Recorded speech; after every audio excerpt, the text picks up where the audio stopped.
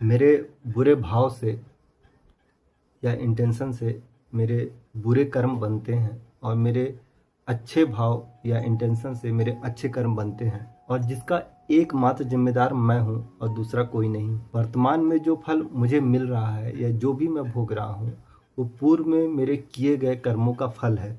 और वर्तमान में मैं जो भी कर्म कर रहा हूँ, जो भी भाव से कर रहा हूँ, उसके फल मुझे भविष्य में मिलने ही मिलना है। क्यों ना मैं वर्तमान में अपने भावों को संभाल लूँ, क्योंकि अगर भाव संभल गए या इंटेंशन संभल गए तो मेरे कर्म अच्छे हो जाएंगे और भविष्य में वो अच्छे भाव या अच्छे कर्म ही मुझे अच्छे फल देंगे और बुरे भाव और बुरे कर्म मुझे बुरे फल देंगे। अभी वर्तमान में जो कुछ भी मेरे साथ बुरा चल रहा है वो सब मेरे ही कर्मों का देन है, मेरे ही पाप का उदय है।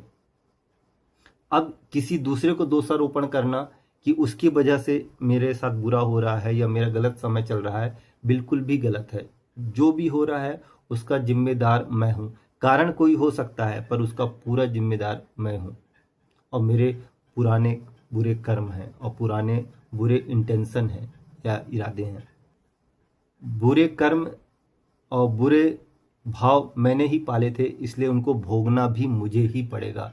अब आपके पास दो रास्ते हैं कि उनको खुशी खुशी भोगना है या दुखी होके। अगर आप खुश होके भोगते हैं और अवेयर होके भोगते हैं तो आपका जो भविष्य है वो अच्छा हो जाएगा और उसमें आपका भाग्य का उदय होगा।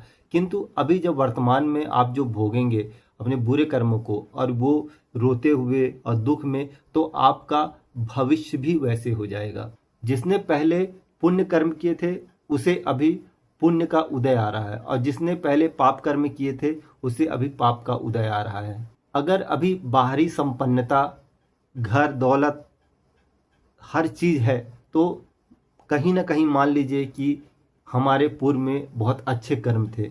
और अगर हम अभी वर्तमान में दुख भोग रहे हैं और हमारे साथ दरिद्रता और कुछ गलत हो रहा है, यानी कहीं ना कहीं हमारे पुराने बुरे कर्मों का उदय चल रहा है और उसको भोगना चल रहा है। वर्तमान में जो भी हमारे साथ घट रहा है या चल रहा है, अच्छा या बुरा, उसके पूरी तरह जिम्मेदार हम हैं।